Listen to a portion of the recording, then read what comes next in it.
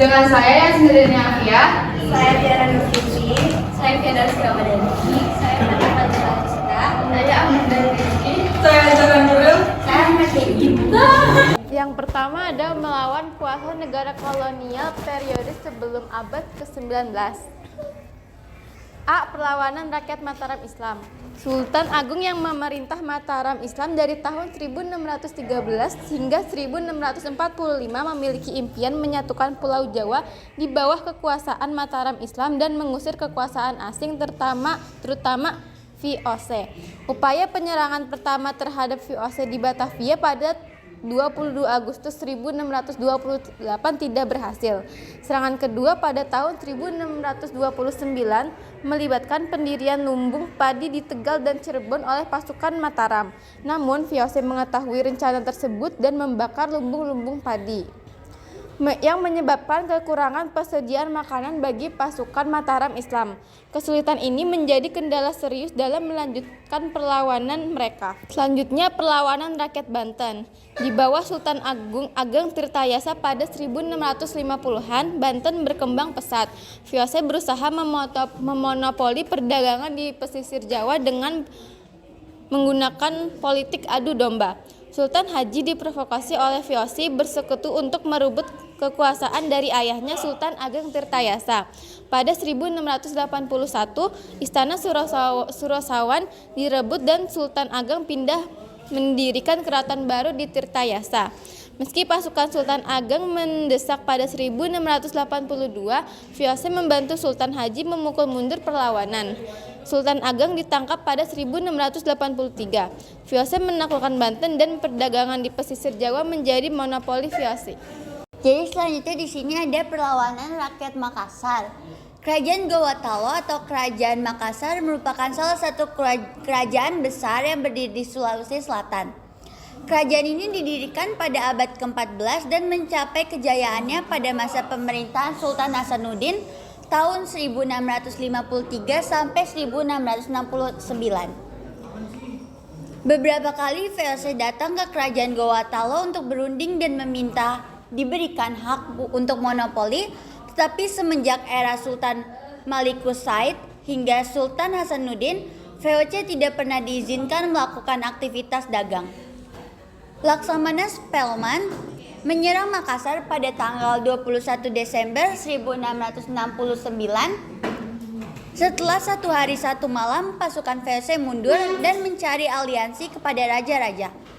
Setelah itu, pasukan VOC menyerang Makassar pada 9 Juli tahun 1667. Namun serangan tersebut berhasil dipatahkan. Pada akhirnya, peperangan melawan Belanda berakhir melalui perjanjian Bongaya. Nah, selanjutnya ini ada melawan kuasa negara kolonial periode setelah abad 19. Yang pertama ada Perang Padri.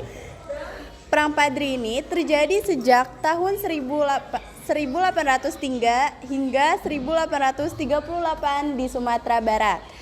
Perang ini terjadi antara kaum Padri atau kaum agama dan kaum adat.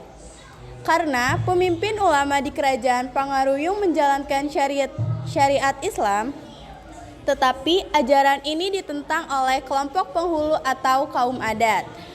Perang Padri periode pertama dipimpin oleh Tuanku Pasaman, Tuanku Nanrece, dan Tuanku Imam Bonjol pada bulan September 1821. Perang ini berlanjut pada akhir tahun 1834 pada tanggal 10 Agustus 1837. Tuanku Imam Bonjol berunding dengan Belanda, tetapi ia mengalami kegagalan. Tuanku Imam Bonjol dan pejuang lain akhirnya menyerah pada tanggal 25 Oktober 1837. Selanjutnya ada perlawanan rakyat Maluku. Perlawanan ini dipimpin oleh Patimura yang dilatar belakangi dengan memberlakukan kembali kerja paksa.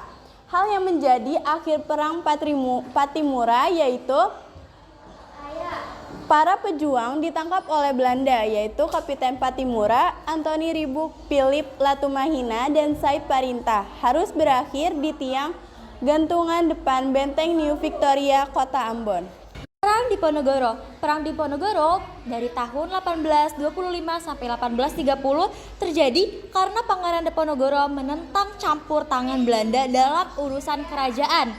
Dalam perlawanan ini, bersama Kiai Mojo, Pangeran Diponegoro menggunakan strategi perang gerilya. Meskipun beberapa pemimpin pemberontakan menyerah, Pangeran Diponegoro bersikeras bertemu langsung dengan Jenderal De Kock. Pada 28 Maret 1830, pasukan Belanda berhasil menjepit pasukan Diponegoro di Magelang, dan penyerahan diri Pangeran Diponegoro menandai berakhirnya perang. Perang Banjar dimulai saat Belanda mengangkat Pangeran Tamjidillah II sebagai Sultan Banjar pada tahun 1859. Tanggal 28 April 1859, Pangeran Antasari dan Pangeran Hidayatullah II memimpin perlawanan terhadap Belanda. Perang Banjar mulai meredup ketika Pangeran Antasari terserang penyakit paru-paru dan cacar. Perang dilakukan hingga Pangeran Antasari wafat pada tanggal 11 Oktober 1862. Perang Puputan. Perlawanan terjadi karena pemerintah kolonial Hindia Belanda ingin menghapuskan hukum tawan karang yang berlaku di Bali. Perang berakhir dengan kekalahan dari pihak Buleleng terhadap Belanda. Materi yang terakhir yaitu ada dampak kolonialisme di Indonesia. Yaitu yang pertama ada di bidang politik. Yang pertama yaitu pembentukan pemerintahan kolonial. Nah, di sini itu pemerintahan kolonial hanya dipimpin oleh gubernur jenderal dan dijalankan oleh para pejabat Belanda. Terus ada pembatasan kemerdekaan berpolitik. Di sini rakyat Indonesia tidak memiliki hak atau kebebasan untuk memimpin politik mereka sendiri. Terus ada pembagian daerah administratif yang hanya dibagi menjadi beberapa daerah seperti Jawa, Sumatera, Kalimantan, Sulawesi, dan sebagainya. Nah, yang terakhir yang nomor 4 itu ada pendidikan politik yang terbatas. Politik pendidikan yang terbatas ini hanya pada kalangan elit dan terutama diberikan dalam bahasa Belanda. Terus yang kedua di sini ada di bidang ekonomi. Nah, di bidang ekonomi itu yang pertama ada eksploitasi sumber daya alam. Di sini itu dimaksud adalah mengakibatkan sumber daya alam Indonesia seperti hasil pertanian, perkebunan, hutan, dan tambang dieksploitasi secara besar-besaran oleh bangsa Barat. Terus ada monopoli perdagangan. Jadi mereka membeli rempah-rempah dengan harga yang sangat murah dari petani Indonesia, lalu menjualnya dengan harga yang sangat mahal di pasar internasional. Terus yang ketiga ada penjajahan dalam perkembangan industri. Terus yang keempat ada ketergantungan ekonomi. Nah, yang ketiga itu ada bidang sosial. Di sini bidang sosial ada yang pertama yaitu pemisahan golongan masyarakat.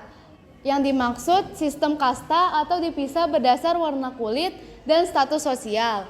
Yang kedua ada perubahan nilai dan budaya. Nilai dan budaya asli Indonesia digantikan dengan budaya Eropa. 3. Pendidikan dan pengetahuan. Yang dimaksud di sini adalah pengetahuan dan keterampilan teknologi yang dibawa oleh bangsa Barat. Yang keempat ada perubahan sistem kerja, yaitu memperbudak pekerja Indonesia. Dan yang kelima ada perubahan pola hidup seperti pendidikan, pekerjaan, teknologi, nilai dan budaya yang dibawa oleh bangsa Barat. Yang keempat itu ada di bidang budaya. Berikut beberapa dampak kolonialisme di Indonesia dalam bidang budaya. Yang pertama, pengaruh Eropa pada seni dan budaya. Contohnya itu banyak seniman yang terpengaruh oleh seni dan budaya Eropa. Contoh alirannya tuh seni rupa Moi Indi. 2. Hilangnya kepercayaan dan budaya lokal. Maksudnya itu adalah banyak budaya dan kepercayaan lokal yang hilang atau terpinggirkan karena adanya upaya penyebaran agama Kristen oleh bangsa Belanda.